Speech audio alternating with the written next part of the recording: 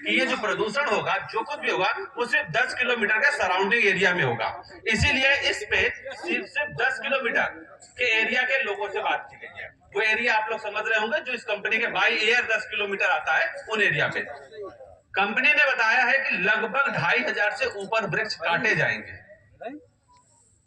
और 1 लाख पेड़ों का वृक्षारोपण। मेरा सवाल है, मुजर्वेर ने भी शायद वृक्षारोपण किया है, लेकिन कहां किया है? कभी किसी को पता है क्या? मेरा सिर्फ पर्यावरण विभाग से, मेरा सारी बातें ना तो न्यू जोन से है, ना टोरंटो से, ना उनके किसी अधिकारी से है, क्योंकि मैं मानता हूं कि इस जनसुनवाई में वो भी एक पार्टी है, जैसे मैं एक पार्टी हूं। ग्राम पंचायत रक्षा कुलमी के 195 किसान एक पार्टी है, यहाँ का हर जनप्रतिनिधि एक पार्टी है। यहाँ सिर्फ सुनवाई कर रही है पर्यावरण विभाग, और मैं उनसे मांगू, अभी वो कह देंगे, हालांकि 2 जन सुनवाई में उन्होंने मुझे इसका जवाब दिया था, ये पॉलिसी मैटर है। लेकिन मैं सिर्फ इतना जानता हूं कि कपड़े मेरे फाड़ेंगे और जो सिलाकर सूट जो पहनाएंगे वो दिल्ली के लोगों को देंगे, तो मेरा गर्दन कैसे ढकेगा? मेरा सिंपल सा ये मानना है कि जो वृक्ष लगाएंगे आप, उसकी जमीन यही चुने, ताकि आदर्श जी की वो जो एक्यूआई की समस्या है जो वो कह रहे हैं, वो वाकई बहुत सिंपल,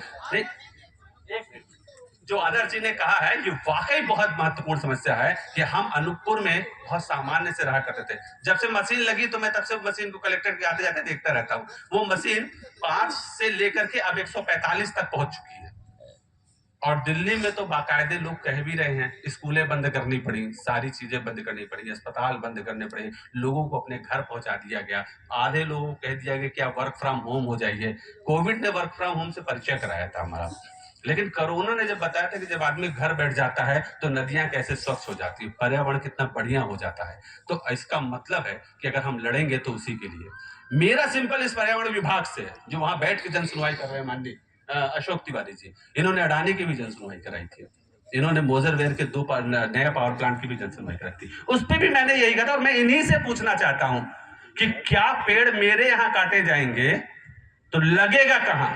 ये आज यहां बता के जाएंगे कि रक्षा में लगेगा, कुलमी में लगेगा, अनूपपुर में लगेगा, या दैखल में लगेगा, या उन प्लांटों में लगेगा जो कालरी ने वो जगह पे खोल करके पहाड़ बना के रखा, वो पौधे वहां लगेंगे और जहां से हमें स्वच्छ हवा मिलेगी। अगर प्लांट दिल्ली या हरियाणा में लगेगा, अगर पेड़ लगेंगे या राजस्थान में लगेगा, तो मुझे लगता है कि भैया जमीनें भी लेकर आप वहीं पे जाके प्रदूषण फैलाइए, क्योंकि इलाज, बीमारी जहां होगी, इलाज की आवश्यकता भी वहीं पर है। कंपनी लगनी चाहिए या नहीं लगनी चाहिए, ये रक्षा कुलमी की जनता ने फिक्स कर लिया है। रक्षा कुलमी की जनता ने लगभग 1 या 2 लोगों को छोड़ दिया जाए, मुआवजा उठा लिया है, उन्होंने सहमति दे दी है, इसीलिए ये जन सुनवाई हो रही है। लेकिन रक्षा कुलमी के प्लांट के लगने का जो दुष्परिणाम है, वो अनूपपुर की जनता भी भोगेगी, रामदास पुरी भी भोगेंगे, तो अनिल गुप्ता भी भोगेंगे और भूपेंद्र तारा भी भोगेंगे, जिन्होंने इसका समर्थन किया था। मैं मानता हूं सब भोगेंगे, अगर प्रदूषण होगा तो वो सब भोगेंगे। तो उस प्रदूषण का इलाज, अगर मुझे हार्ट अटैक आएगा तो इलाज मुझे चाहिए, ऐसा नहीं कि अजीत को हार्ट अटैक आएगा तो बोले बॉम्बे में हॉस्पिटल खुलेगा। मेरा सिंपल है कि पौधे और पेड़ कंपनी जब भी लगाएगी 30%, 33% इसमें जो मैं अब तक पढ़ पाया हूं 2-4 घंटों में, मुझे बोलने में सिर्फ डिले इसलिए हुआ कि मैं थोड़ा सा इसका अध्ययन कर रहा था। कहते ना प्रश्न पत्र मिला तो जवाब भी देना होगा, तो ये प्रश्न पत्र तो लोगों को, कम लोगों को मिला है। मैं मानता हूं ये पहली कंपनी है जिसने मुझे ये उपलब्ध कराया है, इसके लिए मैं न्यूज ऑन पावर इंडिया को धन्यवाद भी देता हूं कि उन्होंने यहीं पर ये उपलब्ध कराया।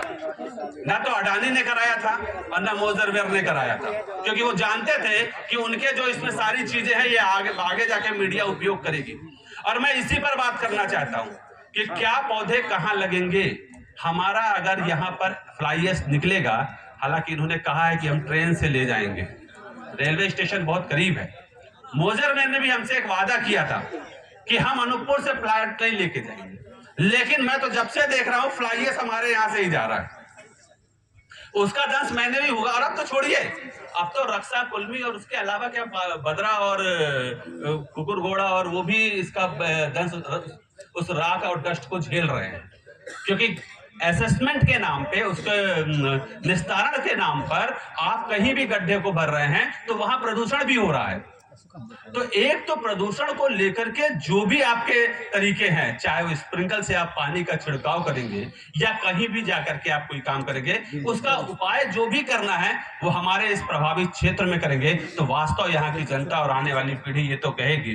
क्योंकि अनाज की व्यवस्था तो आप कर लेंगे, नहीं होगा तो भारत सरकार 5 रुपए 1 रुपए किलो गेहूं तो खिला ही रही है, नहीं होगा तो फ्री में तो दे ही रही है, पेट तो आप भर ही लेंगे। लेकिन जब कोरोना में आपके फेफड़े वो हो रहे थे तो उसका आप क्या करेंगे? उसका सिर्फ एक उपाय है और वो है वृक्षारोपण। अब तक जितनी कंपनियां लगी, चाहे एससीसीएल ही खुद क्यों ना लगी हो, उसने सारे वृक्षारोपण उठा करके यहां से हजारों किलोमीटर दूर किसी अन्य जगह में कराकर और हमें बता दिया कि हमने वहां वृक्षारोपण करा दिया। सरकार का मानना है कि कहीं भी वृक्षारोपण हो जाए पर्यावरण शुद्ध हो जाता है, लेकिन मुझे नहीं लगता कि हरियाणा के वृक्षारोपण से दिल्ली का पर्यावरण शुद्ध हो गया।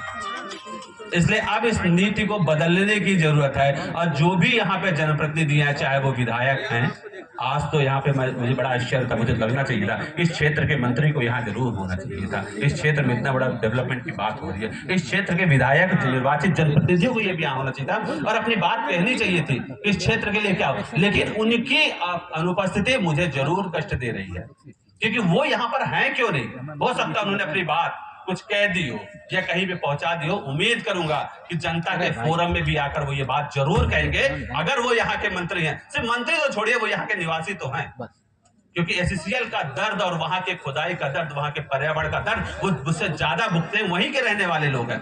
चाहे माननीय बिसाहू लाल जी हो या अनूपपुर के पूर्व विधायक रामलाल जी हो या अनूपपुर के मंत्री जो यहाँ पर है लघु कुटुंब दिलीप जायसवाल हो, या मैं उनको भी मानता हूं एक्स एमएलए, आज कांग्रेस की पूरी पार्टी अमरकंटक पे आंदोलन कर रही है। आप समझिए, तो इस पूरी रणनीति को समझिए।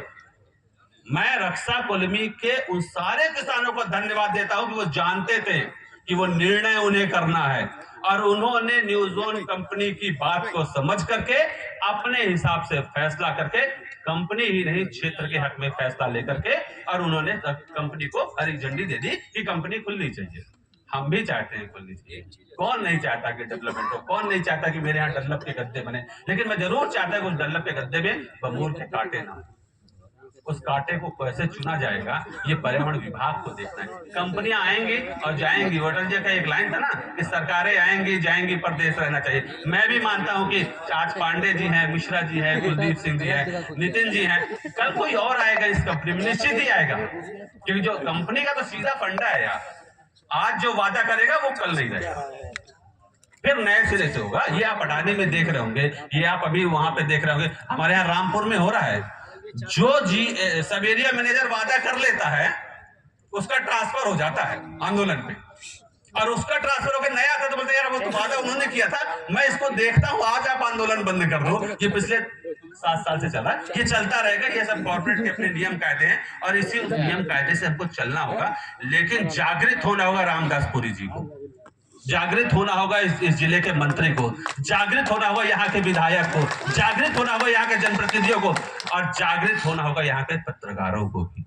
निश्चित है, मुझे मानना पड़ेगा अनूपपुर के पत्रकार काफी जागरूक हैं, वो लिखते रहते हैं, उनका काम लिखना है। लेकिन यहाँ के नेता, यहाँ के जो कर्मचारी भी हैं जो 3 साल और 5 साल के लिए आते हैं, उनके द्वारा किए गए जो काम है ना, उसका दंश हमें भोगना पड़ता है। कंपनियां आई हैं व्यापार करने, वो काम करेगी, कानून के नियमों के अनुसार आई हैं, जो मध्य प्रदेश भू राजस्व संहिता कहती है, जो भू अर्जन अधिनियम कहती है, उसके तहत सारा काम करते हैं। उनसे बहुत ज्यादा बातचीत करने की जरूरत भी नहीं है। जो इम्प्लीमेंट अथॉरिटी है, इम्प्लीमेंट अथॉरिटी को देखना होगा कि ये सही हो रहा है कि नहीं हो रहा है। अडानी में आए दिन विवाद होता है, ये देखना होगा कि जो प्राइवेट ठेकेदार आ रहे हैं वो भारत मध्य प्रदेश सरकार की उन दोनों पार्टियों ने चुनाव के समय वादा किया था कि स्थानीय रोजगार 70% होगा। क्या वो देख रही हैं दोनों पार्टियों के जिम्मेदार कि क्या जो हम लोग दे रहे हैं स्थानीय रोजगार 70% दे रहे हैं, क्या उस विषय पे कोई व्यक्ति बात कर रहा है? अगर नहीं कर रहा है तो हमारे आसपास का पर्यावरण बहुत प्रदूषित है दोस्त, जो हमें प्रभावित करते हैं, अगर वो दूषित हैं तो निश्चित है उसे देखना होगा और समझना होगा, उन दूषित लोगों से अपने आप को अलग करना होगा। और शायद यही काम रक्षा कुलमी के लोगों ने किया है। बहुत से नेता आज यहाँ पे कह रहे थे कि सुनवाई स्थगित कर देनी चाहिए, तो लगातार उनके साथ खड़ा था, पत्रकार लगातार खबरें छाप रहा था, अपनी जिम्मेदारी निर्वहन कर रहा था, लेकिन बाकी सारे लोग चिर निद्रा में थे। और शायद इसीलिए उनकी कही हुई बात रक्षा इस जन सुनवाई के अंतिम चरण में भी रक्षा कुलमी के लोग ना तो सुन रहे हैं और ना उसे स्वीकार कर रहे हैं। और ये बिल्कुल सच्ची बात है, किसी नेता की बात स्वीकार नहीं कर रहे हैं, चाहे आप कानून बताइए चाहे एक्ट। उनका तो ये मानना है कि 17 साल पहले मेरी जमीन चली गई थी और 17 साल में जो लड़का 18 साल का था वो आजकल 36 साल का हो गया है, और जो उस वक्त 35 साल का था ना वो रिटायरमेंट की स्थिति में पहुंच रहा है धीरे धीरे। तो वो व्यक्ति का जो दर्द था वो दर्द अपने जगह पे, मैंने अपने इंटरव्यू पे कंपनी के एक अधिकारी से पूछा था कि 14 साल बाद आप आए हो तो 14 साल के दर्द की भरपाई कैसे करोगे। तो उन्होंने कहा था कि भारत सरकार के जो रूल्स है, जो नियम है, उसके तहत हम 3 गुना से अधिक मुआवजा देंगे। अब ये तो हमें सोचना चाहिए था कि जब यहाँ पे रक्षा कुलमी आ गई तो मध्य प्रदेश सरकार के जो रेट का निर्धारण करने वाले लोग थे वो कौन करता है रेट का? क्या न्यूज ऑन पावर इंडिया करती है? कौन करता है? स्थानीय जनप्रतिनिधियों को। और ये गलती स्थानीय जनप्रतिनिधि, जो लोग यहाँ पे जमीन खरीद रहे थे उन्होंने उस जमीन का रेट उतने कम पे खरीदा और इसी वजह से यहाँ का रेट, सरकारी रेट नहीं बढ़ा और इसका परिणाम है कि आदमी मुआवजा नहीं मिल रहा है। इसका परिणाम न्यूज ऑन इंडिया का नहीं है, कोई रायगढ़ का। मुआवजा तो सरकार, माननीय भूअर्जन अधिकारी बनाते हैं और ये पैसा उठा के जमा कर देते हैं। प्रक्रिया तो समझनी होगी हमें। सरकारों ने जो